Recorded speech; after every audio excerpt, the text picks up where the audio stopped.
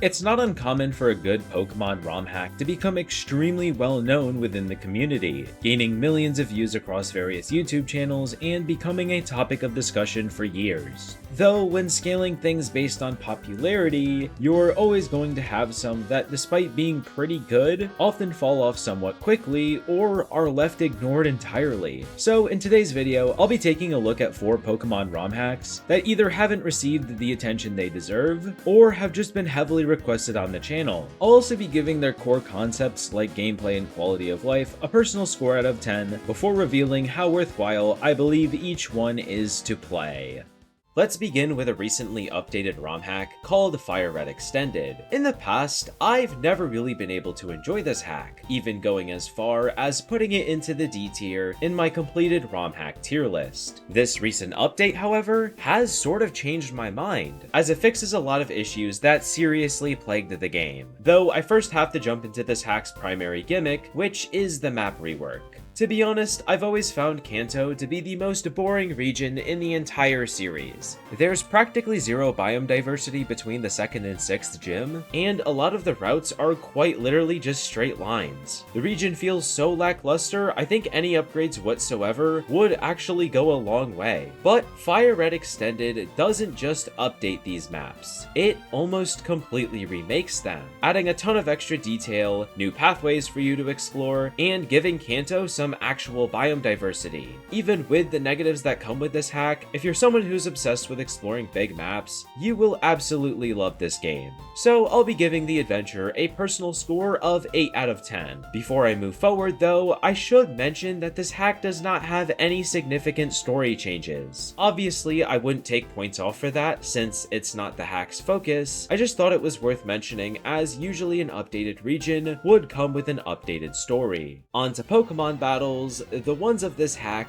are quite the mixed bag. You start with the choice between 3 difficulties, the EXPL, optional level caps, and 27 different starters from every region. Moving into the first route, you'll immediately notice that there are a lot of Pokemon for you to capture. I'll admit that the actual quality of the variety takes some time to get good, but there's still a lot of options to encourage early team building. Pushing through the gym leaders, I have to admit the hard mode was a bit easier than I expected. Although that could simply be due to how hard I tried to min-max my team composition, opposed to using a team of those I had liked. Other than that, I don't have any other complaints about the boss battles and thought they were pretty fun. The real issue with the hack's gameplay is the random NPC trainers. Every single one of them had about 4 to 5 team members, and if you know how many trainers Kanto has per route, you can easily see why that's a problem. Worst of all, these fights weren't even difficult. I was just mashing A through each of them, usually hitting my level cap not even halfway to the next gym. At least in this new update, these NPC trainers no longer use healing items in battle, though that feels like something that never should have been a part of the hack in the first place. Overall, the battles will be getting a personal score of 5 out of 10. Fun boss fights, yet getting to them was a real slog.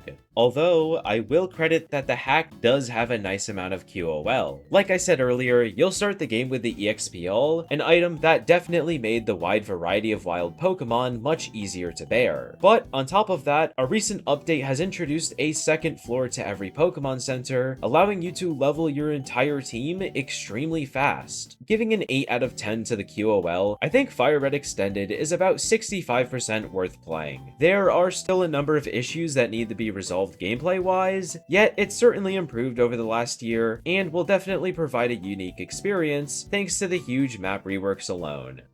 Moving on, we have Pokemon Dreams, this time taking place in a brand new region. This is a hack I covered actually around this time last year, yet seriously didn't feel like I gave it even a sliver of the attention it truly deserved. So with such high praise right off the bat, I think I first need to talk about its best part, and that's easily the QOL. Pokemon are very easy to train with the EXPL, and they're also effortless to capture thanks to the Dex Nav. Speaking of the Dex Nav, sat-nav, you can even use it to encounter an auto-no if you ever fall behind on experience. On top of that, you'll also have a handful of modern features like the physical special split and infinite TMs. The QOL easily gets a personal score of 9 out of 10, giving you just about everything you need to handle the hack's challenge level. But the primary focus of this hack is its new region, and upon beginning my adventure, I gotta be honest and say that I didn't think I'd enjoy it as much, primarily due to the nearly sole use of the fire red and leaf green tile set, a collection of graphics for a region with little to no biome diversity. To my very unexpected surprise, however, the land of Solda actually looks pretty good. Some towns still fall flat due to the use of these graphics, yet a majority of the routes have very creative and well-constructed designs. I'll give the adventure a 7.5 out of 10, as while I still wasn't a fan of the art style used, it's probably the best way the style's been utilized. Though with a new region, also comes a new story. You'll mostly be following the standard gym challenge formula, with an evil team to deal with every now and then. It had much better writing than your average ROM hack story, yet I still didn't feel there was an extreme amount of depth to really keep me interested. But with how high I'll admit my standards are, I'll give it the benefit of the doubt with a personal score of 7 out of 10.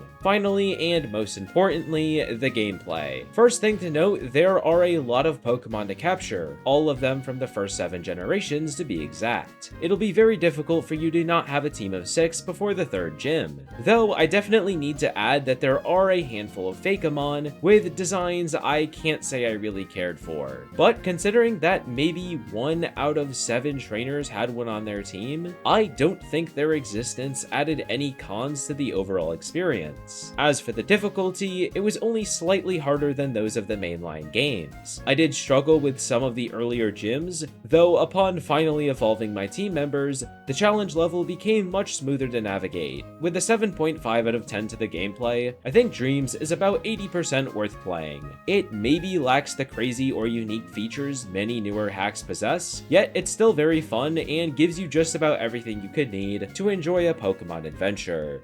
Up next is a hack that many of you have probably at least heard of before, yet with how many times it's been suggested, I feel pretty obligated to check it out. But this is Pokemon Quetzal, a heavy enhancement hack of Pokemon Emerald. I know I've voiced my distaste towards said genre of hacks in the past, so I'll try to keep this review as objective as possible. Starting the game, you'll be greeted with a million different customization options. You can modify and enable randomizer settings, difficulty scalings, and free items you want access to. Even after the intro, you can still modify all of these settings and much more, unless you choose to lock yourself out of them. Personally, I think the QOL deserves a score of 10 out of 10. I don't want to spend 2 whole minutes going over every single setting, but I can't see what else could possibly be added to customize your own gameplay experience even further. Now, when it comes to hacks like this one, my brain has sort of been coded to expect an overwhelming experience.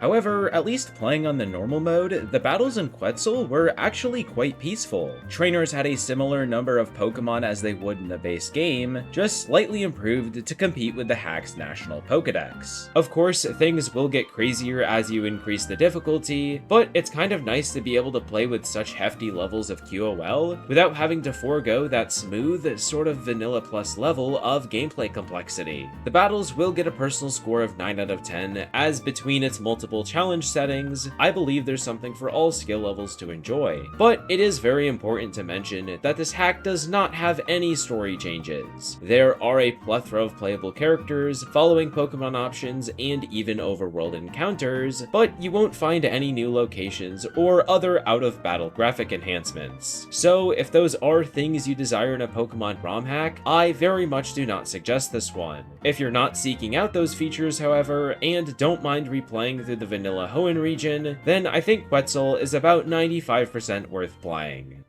I have to admit, trying to find more than one new region and story hack to include in the video was a bit of a challenge. Of course, 2025 had a good handful of them, yet the scene still seems to be recovering from the huge drought of them from the 3 years prior. So I had to dig a little deeper, bringing me to a hack called Azure Horizons. Now, don't let the 2010 on the title screen fool you too hard, as while this hack was created over a decade ago, it's received a sizable number of unofficial updates, fixing bugs, adding QOL, and finishing what the creator couldn't. Briefly going over the story, there isn't too much to say. You'll play as a Pokemon trainer, collect gym badges, and fight off an evil team. There's not much depth to the writing, but there also isn't much dialogue presented, and skipping through it shouldn't do any harm. I'll give it a personal score of 5 out of 10. Not good, not bad, just kind of there. The same thing can kind of be said for the region and my adventure through it. There was enough use of unofficial assets and a decent diversity of biomes to keep it from feeling boring, but I can't say any aspect of it really stood out to me. Now, when it comes to older hacks, there's usually a good chance that the level curve sucks, the game mechanics remain entirely unupdated, and or the variety of Pokemon is just horrible. To my surprise though, Azure Horizons doesn't really suffer from any of those issues. There were more than enough trainers to keep my team of 6 up to par, which with the game's average level of difficulty was all the Pokemon I really needed. And while there weren't any crazy gimmicks like Mega Evolution or regional variants, the hack at least had the physical special split, Pokemon up to the 4th generation, and a good variety of them to capture. Although there is a pretty big lack of modern QOL, with TMs being finite and HMs needing to be taught to be used. I'll give the gameplay a personal score of 6.5 out of 10, and QOL a 5 out of 10. Overall, it's not a bad hack, just one that despite a ton of updates over the years, still fails to hold a candle to what we've been provided in the last few years. But if you're someone who plays a lot of Pokemon ROM hacks, then I don't think it'll hurt to throw it on a playlist for when you eventually run out of stuff to play.